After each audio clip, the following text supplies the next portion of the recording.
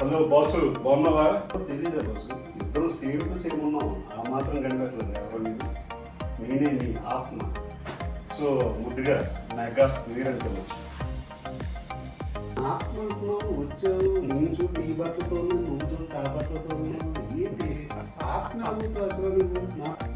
Boss, ఇప్పుడు నువ్వు అలా ఉన్నావు, నేను ఎలా ఉండడం అవసరం? సో నువ్వు అంటే పాత కథ మర్చిపోయావు.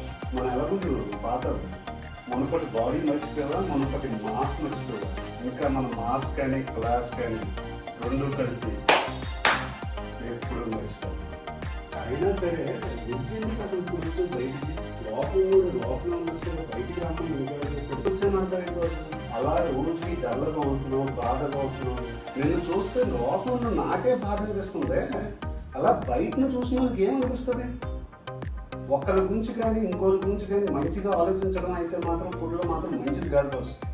నువ్వు నీకు నచ్చినట్టు ఉండు, నీ స్వాగ్లో ఉండు. అసలు ఎవ్వరికి ఏమీ కాదు.